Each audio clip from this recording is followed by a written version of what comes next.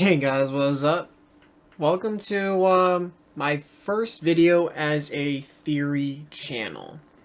So if you guys didn't know, I've done gaming, I've done some reactions, I've done football predictions, I've done, a lot of different things, and I did a what if video. What if Joey had beaten Merrick in Battle City? Well, if you didn't see that, go check it out. Now we're going to do another Battle City duel. This one is Kaiba versus Yugi. They pit Egyptian god versus Egyptian god. Slifer against Obelisk. Now, anyone who hasn't watched the anime, I guess, spoiler alert, Yugi wins. And Kaiba, by Battle City rules, has to hand over his rarest card to Yugi, which is Obelisk the Tormentor. So that gives Yugi Slifer the Sky Dragon and Obelisk the Tormentor. So then Yugi goes on, uses his 2 Egyptian god cards to defeat the Winged Dragon of Ra. So,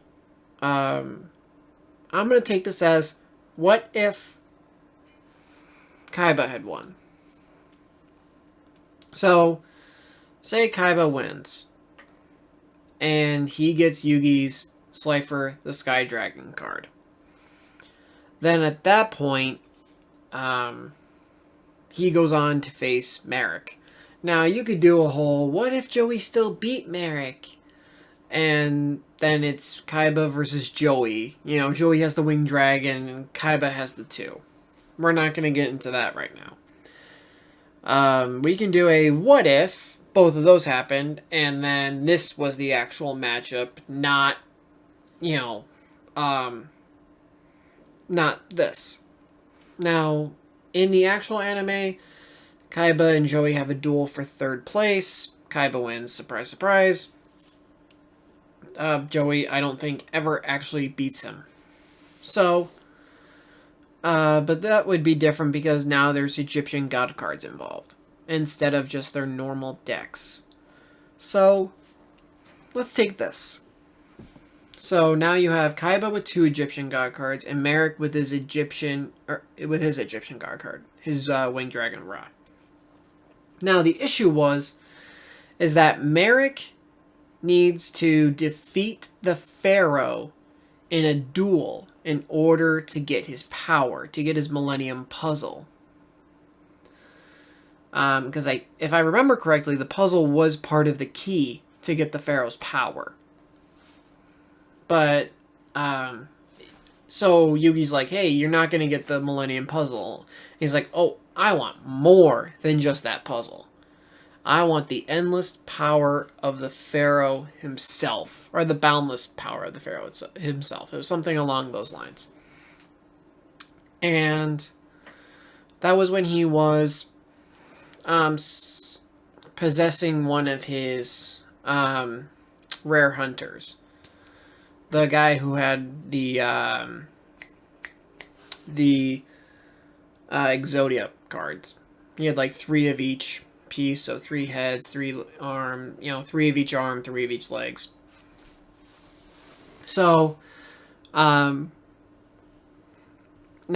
so I don't even know if at that point, but he also needs the 3 Egyptian gods, along with the power. He needs the 3 gods and the power of the Pharaoh. So at that point, he still needs to take the 2 Egyptian god cards from Kaiba, and he needs to then have a completely separate, different duel against Yugi to get the power of the Pharaoh. So, how I think a battle between Kaiba and Merrick goes is a little similar to how it went with Yugi. I think Kaiba gets enough strategy from it. He knows all the powers of Ra now. That's the thing. Yugi was surprised by, some of the powers at first. So there was its Phoenix form, its instant attack, the ability to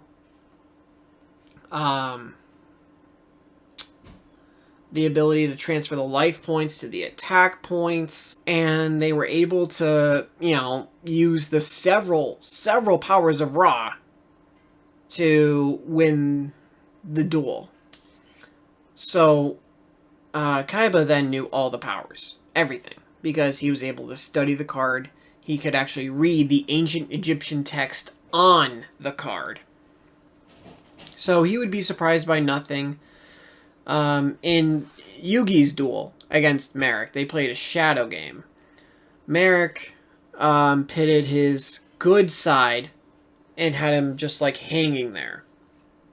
And then he separated Yugi and Atem, the pharaoh, who they also called Yami for a while. But he separated them.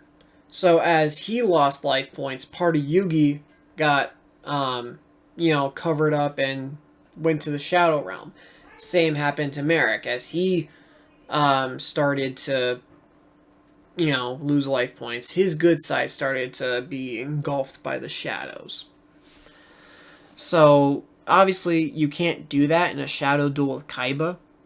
The only person you would possibly be able to use is if you did that to Mokuba. If you put Mokuba up there. But again, Kaiba's the non-believer. He doesn't believe in any of that. So he would think it's some kind of trick. He also wouldn't care about Merrick's other side. He doesn't have that, mercy or that feeling that Yugi and Atem had for other people. The sympathy.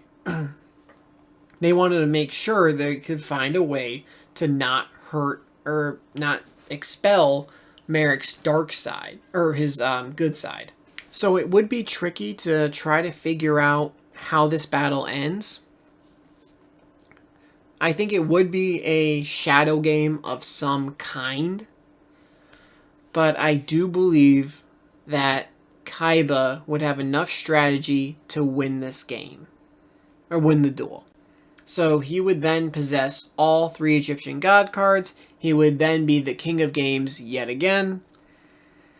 And with his 3 Egyptian god cards plus his 3 Blue Eyes White Dragons, he's pretty much invincible for all time.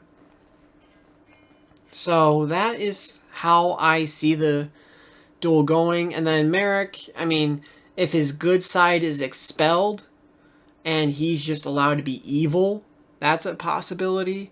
It's possible the shadow game would have been completely different and both are banished to the shadow realm. Maybe just he could just be banished to the shadow realm.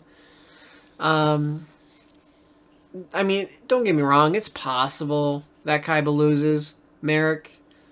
But here's the issue. Kaiba had 2 Egyptian god cards. So he gets his rarest card. Each card's tied. It may just be, here, I want this one. So then Kaiba still has 1, but there's no chance in hell you're going to take down the Winged Dragon of Ra and an Egyptian god, whether it be Slifer or Obelisk, with the other. There's no chance in hell that you win that fight. So, at that point, you can try dueling again. You can. But I don't think it would happen. So, that's what I think would have happened if Kaiba had beat Yugi. Now, like I said, I could do one where both Kaiba and Joey win.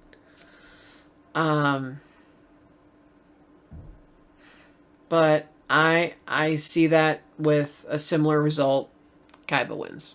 But I can go more in depth, talk about it a little more if you guys want to see that. If you do, put it down in the comments below. If you're new to the channel, please hit the subscribe button, turn notifications on. See all you guys in the next video. Later. Once I was 7 years old, Mama told me, go make yourself some friends or you'll be lonely. One